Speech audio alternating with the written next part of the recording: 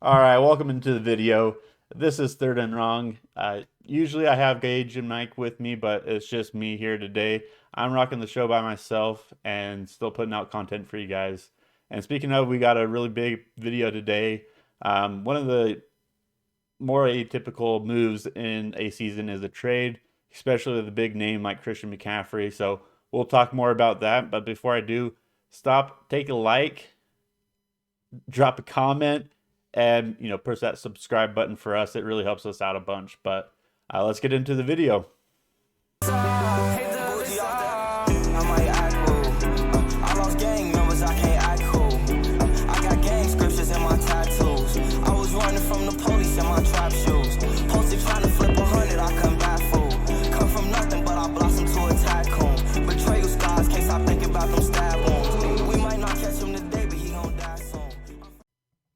All right, like I said, we're going to talk a little bit more about that Christian McCaffrey trade. I did bring up a few things to look at to help us kind of discuss it essentially. But one of the first points I want to make is that the trade is a good trade. Like, obviously, Christian McCaffrey is going to help the 49ers. And when you have such a talented team, especially a talented offense, you got to do what you can to make the most of now. So, what I'm saying is not an impact of this season, because obviously it's a great move for this season, especially if he can learn quick in that system. And it's going to be cool to see Christian McCaffrey back on the West Coast. He was a running back for Stanford, which is right down the doorstep of where the 49ers play right now. So he gets to go back home, which is really cool. He had a lot of fun down there in in the Stanford Scarlet colors. But yeah, so just going to say this is a good trade for the 49ers this season. And then for the Panthers, it's a great trade for their future. They add 3 picks for this next coming draft, and they add a 5th round pick for a draft 2 from now. So overall, I'm going to say it's a good draft. Or, sorry, good trade. It is a good trade. So I'm not here to bash or, be anything other than informative in this trade. So one of the things I'm going to talk about is what amount of draft capital is responsible to use in drafting a player, right? Or especially a running back. Today's day, you don't really have too many full-on franchise running backs that are true workhorses. Right now, you can really say that that title belongs to a handful of running backs. You got Derrick Henry, Nick Chubb, Jonathan Taylor, Joe Mixon, Dalvin Cook, DeAndre Swift, and I might be blanking on a few. Najee Harris is, a workhorse, but not necessarily a franchise running back at this point. But you get what I'm saying. There's only a small amount of teams that rely on one running back and relied on that one running back for a couple of years.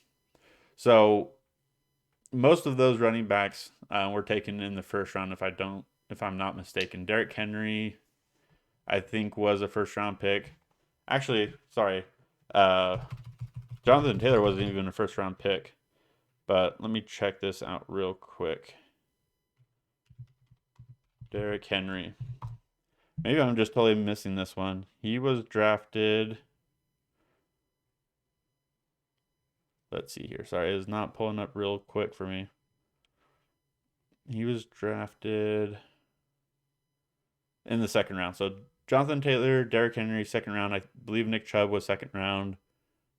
Dalvin Cook, I believe, was also second round. Joe Mixon, second round. You get what I'm saying with this. So a second round pick is usually what is spent on a franchise running back at this point. We've seen Travis Etienne in the first round and a couple other first round running backs, but Clyde Edwards-Helaire is another one. But for some reason, those ones haven't really necessarily panned out. It's really been the second and third round running backs that really pop off for us. So that's what you're looking to spend on a running back these days. You want to get either a low first round pick or a high second round pick to really get your bell cow, your franchise. Brees Hall is an example of that. He was taken by the Jets really early in the second round. I remember when Le'Veon Bell was taken in the second round, the same year as Gio Bernard was. Um, so just trend wise, running backs, you're typically wanting to spend a second to third round pick on a franchise. So um, let's look at what the 49ers have done. In the last 3 years, they have drafted in the third round Trey Sermon and Tyrion Davis Price.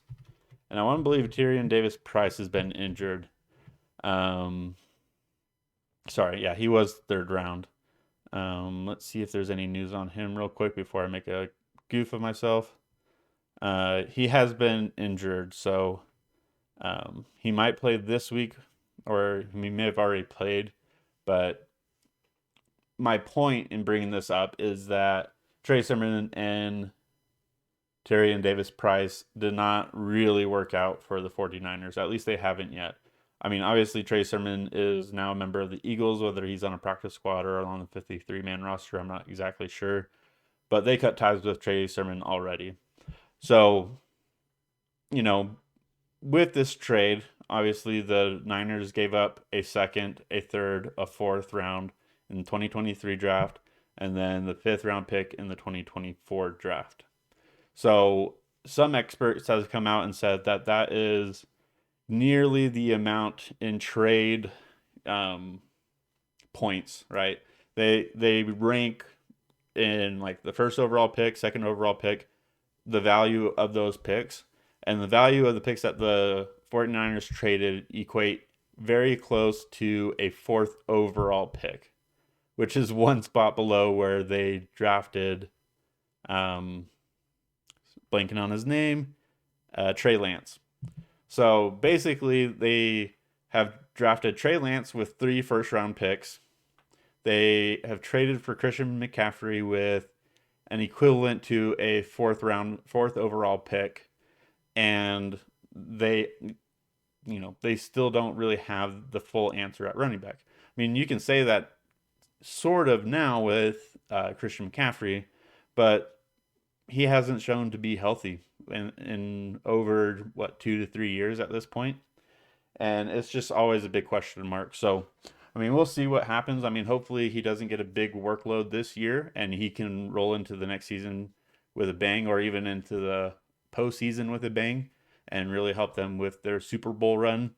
But I mean, that's a lot of compensation for one running back, and that's going to bite them in the butt if they don't get the Super Bowl this year. I think this shows that they need a Super Bowl this year. It is a bust if they don't. Because moving forward, you don't have a first round pick this coming year. You don't have a pick until the 5th round, and all you have is a 5th round and 7th round pick to build on your roster. I would say that that is not a good situation to be in, because look at where the Rams are right now. They don't have a franchise left tackle. You know, they have a struggle of an offensive line right now. All they have on offense is the best wide receiver, Cooper Kupp. And on defense, they have a lot of old vets chasing rings, but at this point, it's not enough to overcome the lack of depth that they have there. And that's what you get when you mortgage the future for, stars of the present, which, I mean, Trey Lance isn't even a star yet. He's played a couple games, and now he is injured. He can't play for the rest of the year. And so now you're relying on Jimmy Garoppolo to do the work. So I think in the long term, it is obviously a poor decision to put as many picks on the line as he did with this pick, or with this trade. So I'm going to give this grade for this year for both teams. I think is an A+. I think A+ for the 49ers. I would say is more of an A- for the Panthers, mainly because they get to try out other running backs and see who's going to stay in the future. And then they also, have that insurance of, we got extra picks to go into the next season with. And that's going to make it real interesting for their GM and head coach searches this offseason. So it gives them a little bit more of a tempting play for that. So I give that overall an A plus for the Niners, A minus for the Panthers. But I would say for the next 3 years, because you can really only look 3 years in the future for the NFL at all if you can. But for the next 3 years for the 49ers, I'm giving this a D. Like it is so close to failing.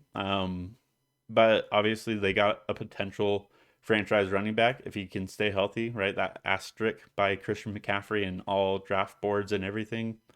Um, so D, I mean, it has potential to really reward them, but at what cost? You have a second round pick that could have gone to a running back, a third round pick that could have gone to a running back, and a fourth round pick that could have gone to a running back, which the 49ers and their fans have been saying that, you know, Kyle Shanahan, all he needs is an undrafted free agent running back. So kind of throws doubt on that whole claim there.